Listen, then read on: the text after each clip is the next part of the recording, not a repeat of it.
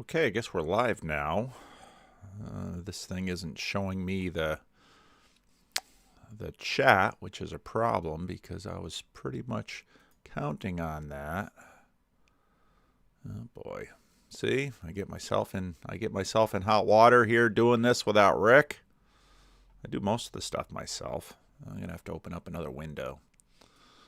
Let's see. Let's do it this way. No, not that way.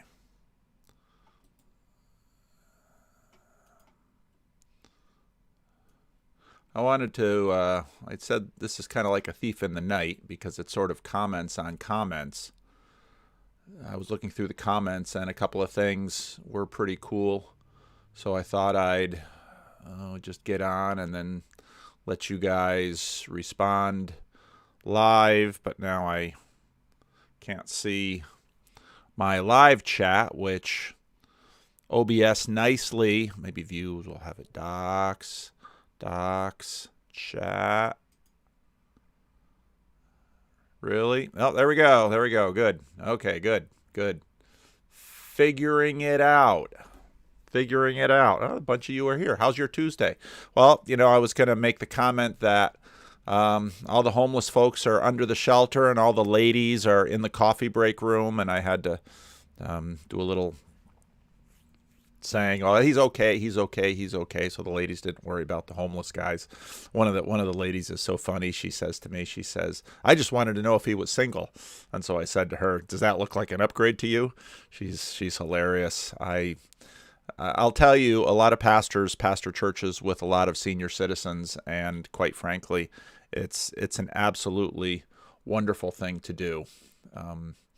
I just absolutely adore the people at my church. And people get more so. It was always my mother's phrase, when they get older. One of the things that I noted, I thought Anselman, had some really good comments, as he usually does. I don't always agree with him, but James, I don't know how to say your last name, James Curtides, uploaded a video entitled "On God" about 30 seconds before it disappeared. Did anybody catch that? Luke, of course, responded. And so that's very interesting. Another interesting thing that came out of this is, I didn't even finish the original video, Grail Country says. Well, don't worry. This live stream will be set here, and you can come back and watch it. You just can't interact in live time there, Nate. See, I can't look at the chat. I get distracted. Anyway, so there's this question of the Jordan Peterson video on God, which is obviously in the works. And if you're a YouTuber, often I've got 5 or 6, mostly conversations sort of stacked up on the channel. And I release them. I try not to release too much because more than one video a day just overloads a bunch of you. So I say that as I break my own rule right now.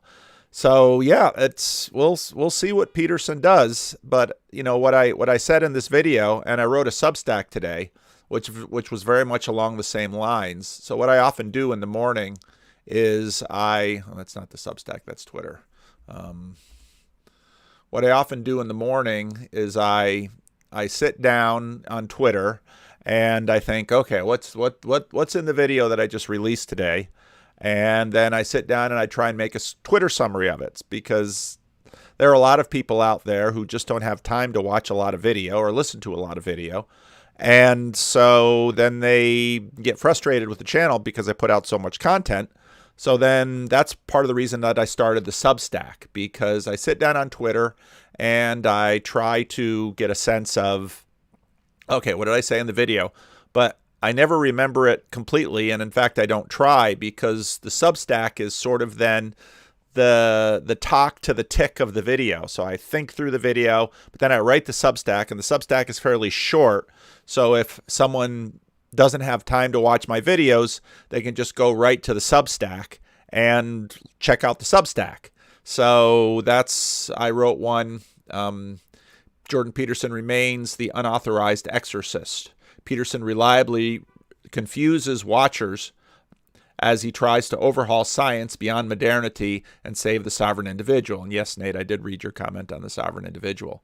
So Yeah, Jordan Peterson, just when I was reading through the comments this morning, I was thinking about the strangeness of his life and the strangeness of a number of people's lives. So Brett Weinstein and Heather Hying and Jordan Peterson and now Peter Boghossian are all sort of in the same boat in that they were tenured professors.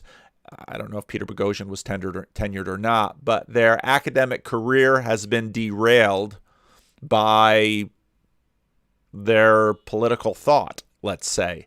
And so now they're in this strange new space, which, for all the talking that Peterson did about the university, well, now you might as well start one because you're already in exile. So go for it.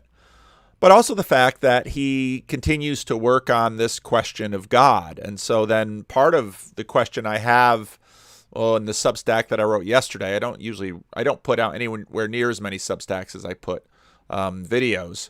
I'm not a prophet. I'm a clinical psychologist. It's increasingly interesting to me how he's using YouTube. What is he using YouTube for? Now, it seems that he's getting in better and better health. So he's doing more stuff. There was a picture on Twitter of him on a helicopter, which it's like, ooh, you get to watch your elite status if you're taking helicopter rides, but he's a very wealthy man now, obviously. So how is he going to use YouTube? What is his plan going forward? And he's never seemed to be someone with much of a plan. If only Jesus would have started a university. Luke, you're so Luke. So I'm really curious about, is this the beginning of wave 3? Wave 2 was sort of the recuperation and finding his bearings again. And wave 3 perhaps will be him saying, okay, this is a plan that I'm going to try. He's always seemed to be a guy who plays with things and tries something and discovers. And, he usually talks that way.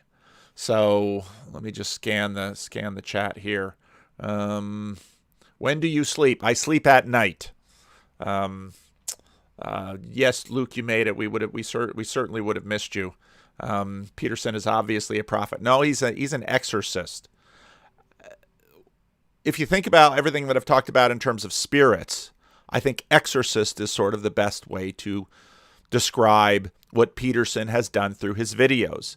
Jordan Peterson videos have been exorcisms. That could become the title of this. Maybe I should retitle it. I don't know.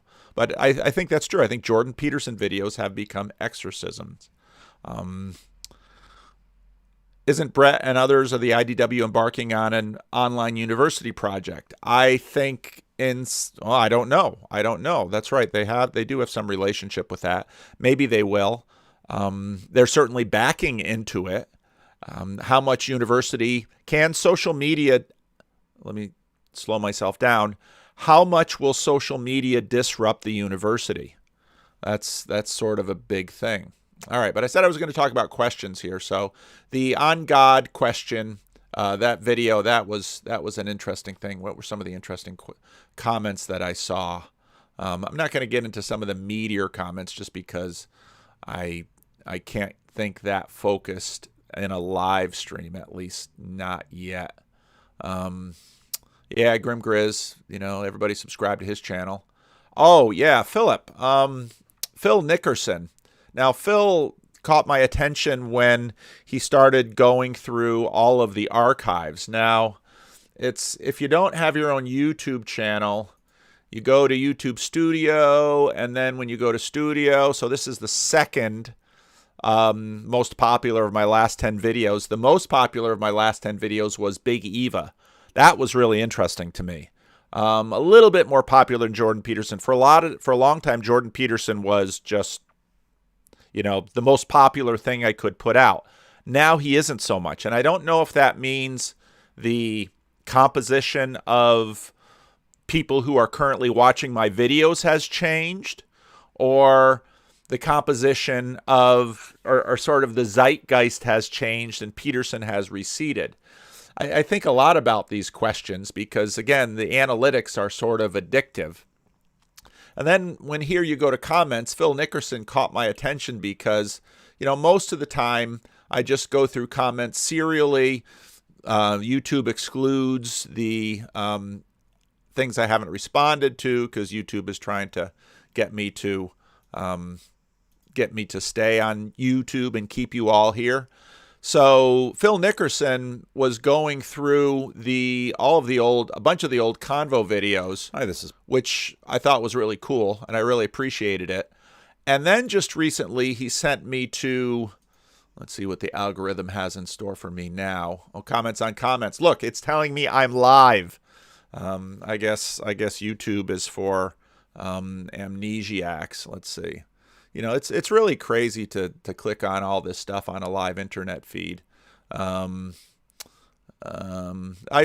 really do check out the video recommendations you guys give me, Jesus and Kashmir thing. But this video with Will Willimon and Stanley Hauerwas on Karl Barth, Phil Nickerson sent me to that video, and I responded to both to Job, who asked me if I had ever read Karl Barth's epistle commentary on Romans, and Philip, who asked me if I'm a Barth devotee, and I answered in the question and answer that no, because of my seminary, they said don't go over to Karl Barth. Because of those questions, I started reading a book this weekend. Tomorrow's video is about a 40-minute video. It's a little shorter, and it's asking questions about what does it mean to save the world. So that's tomorrow's video. But I started listening to reading Karl Barth together, and this was very interesting. Now, Will Willimon and Stanley Hauerwas are both big names in my corners of the world. Comments are turned off. What kind of weenie YouTubers are out there? Ooh, Duke Divinity School with 5,000 subscribers. We don't want any comments. Oh, people will say snarky things in the comments. Boy, people are so fragile.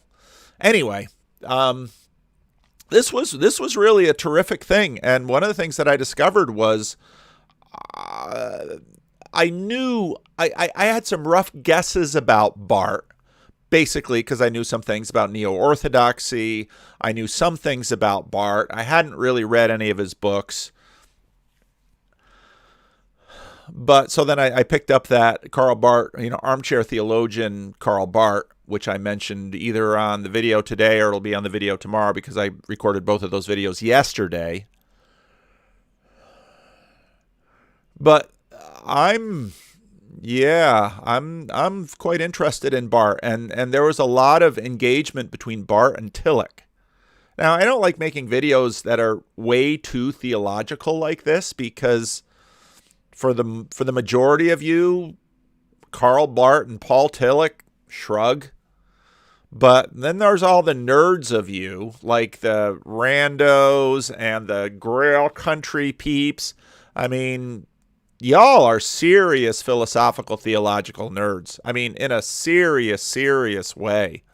And, as a pastor, it's like, I can get nerdy to a certain degree with you, but I got a group of ladies in the other room and I got homeless people outside here. So I gotta hold my worlds together. And, if Chad the alcoholic's going to be Pope, well, we gotta keep him in mind too. Oh, that's right. That's from I did a conversation also yesterday with Chris Pacow, and so that was part of my conversation with Chris. So they're both into Barth. Who's both into Barth? Digital Gnosis. He's in here too.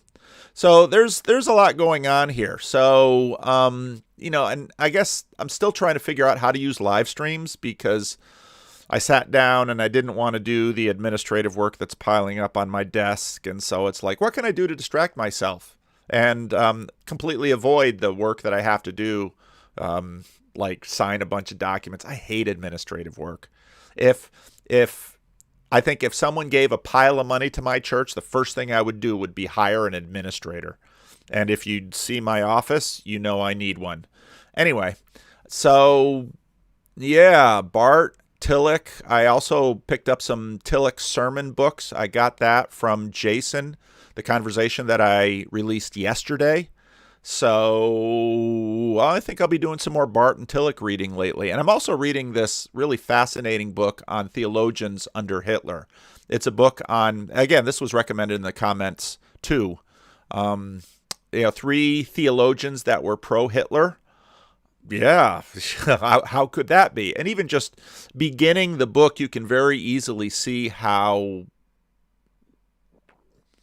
especially having been through this whole Trump business and just watching this complete split and freak out that I see on both sides of the Trump thing.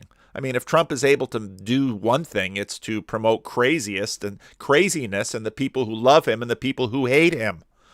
It's just insanity. So I thought, yeah, probably can learn some stuff about theologians who were pro Adolf Hitler.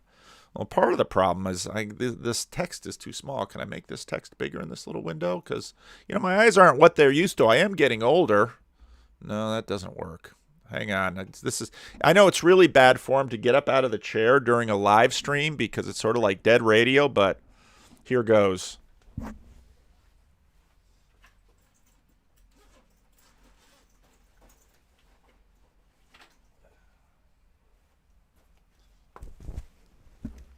Oh, I should get my water bottle too.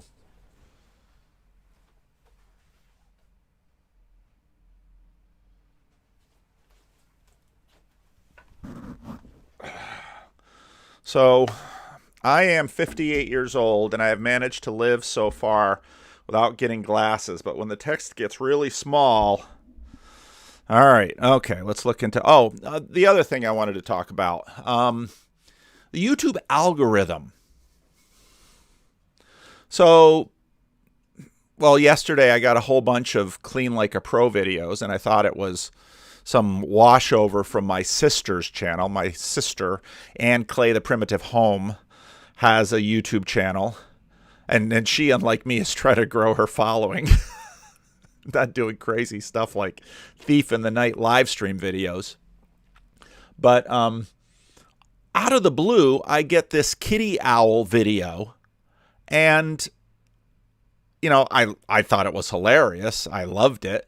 So then I went on a half-hour binge of kitty owl video, owl kitty video of this guy who puts his cat in these famous movie scenes. And then I start getting messages from a bunch of you that you're getting them too. And so what's with that? I mean, people are a little freaked out about the thought of God watching them.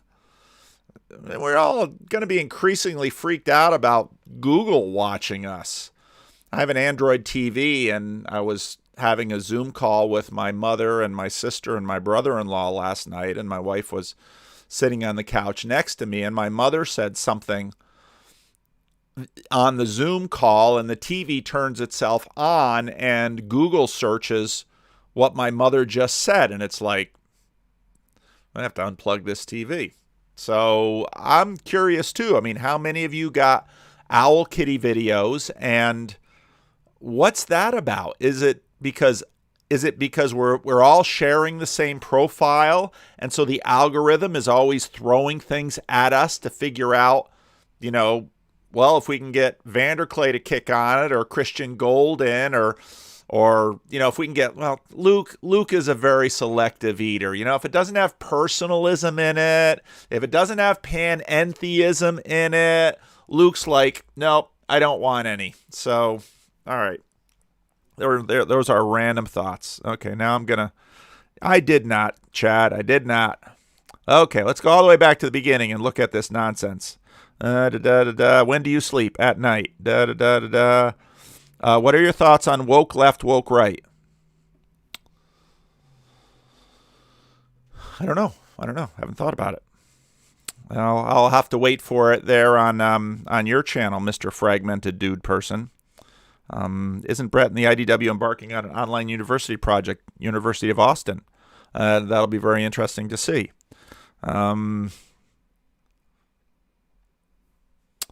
Neil Ferguson thinks online learning is largely a meme, and I happen to agree. I'm certainly learning online. He can't undergo the transformation he's avoiding without pulling away from the public eye. That from Nate.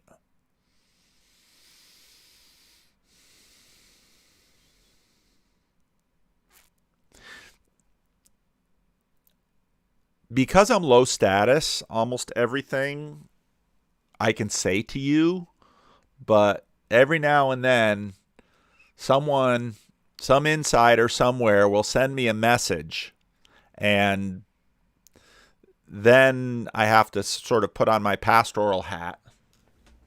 Let's wear this.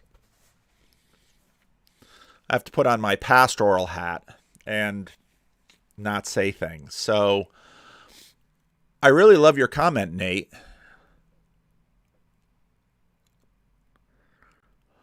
To what degree is Peterson's transfer? To what degree must Peterson be online for his transformation to happen?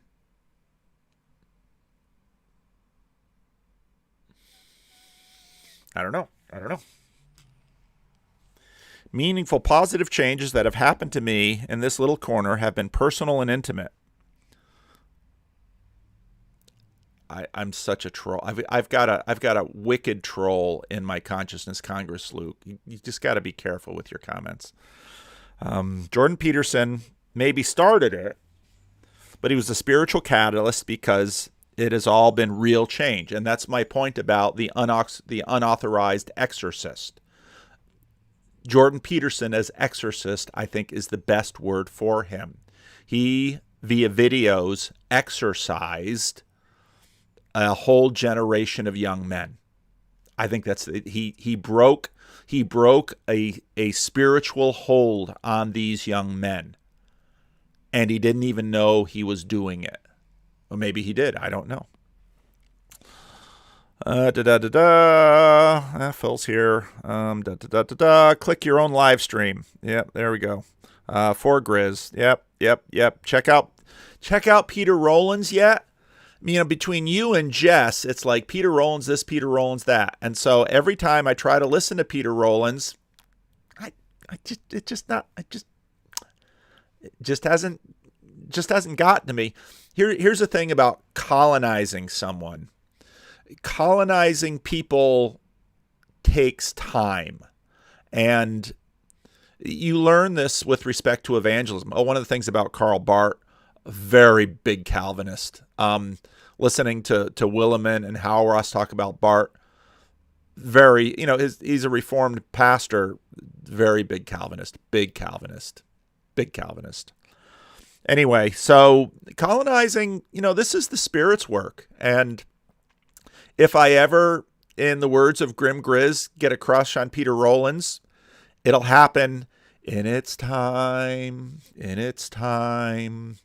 He colonizes all things in its time. So you got to be a really big E evangelical to appreciate the destruction of that song.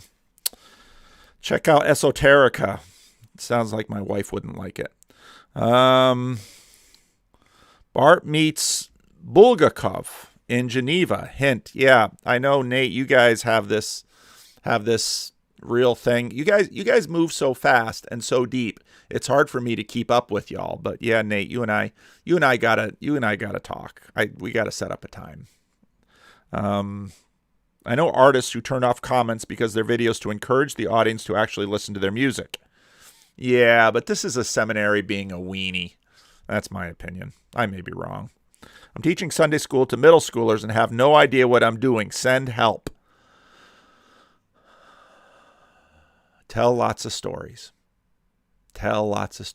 You can almost never go wrong with a good story. Now, one of the videos I was listening to this morning, too, Paul's YouTube video history. This conversation, I'm not done with it yet, but, I'm starting to make my clips channel again. And if I stop fooling around with live streaming and get some of my own work done and, maybe do a little work on the clip channel, one of the things that Peugeot said, it's fun watching Peugeot develop because he's getting better and better and clearer, and his thought is refining. Well, that's what happens. And Jonathan Pageau is, in many ways, he's at least, I don't know how old Jonathan is, but he's at least a decade younger than I am. So he's just now getting into the sweet spot of his career. And so it's exciting to think about what he can become and where he can go if he doesn't get derailed. And he's been tested. Those of you who listen to Tim Keller know what I'm talking about. He's been tested, but there are still challenges ahead for him that will have to be taken care of. Oh, that's the family. Okay, where was I? Yeah, about storytelling. This is the part in this video where Pageau talks about attention and story. That was genius. Perhaps you could, Jordan Peterson, something like a demonologist specializing in one portion of the exorcism process, naming the demons. Yeah. John DePew and Sam Watkins on to talk about Bart. I like doing randos conversations because I think they're actually better conversations, because the randos that actually work to get a slot have devoted time and attention to have some understanding of what I'm doing. And that just makes the conversation better. Having conversations with high status people on the internet, not my bag, unless there's a reason I want to have this high status person on. It's a very select list of high status people that I want to talk to.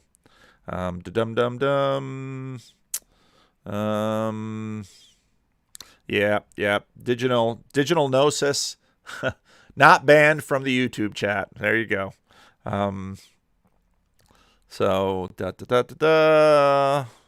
Rudy, thank you again, Rudy, for always putting the timestamps in the question and answer videos. In fact, I look for that, and I really appreciate your efforts on that. And I know it's kind of a thankless job, but you've been very faithful in that, and I just want to let you know I really appreciate it. Your lips are saying Trump, but I'm hearing blessed angel, savior of unborn children, made manifest on earth to bring heaven to America.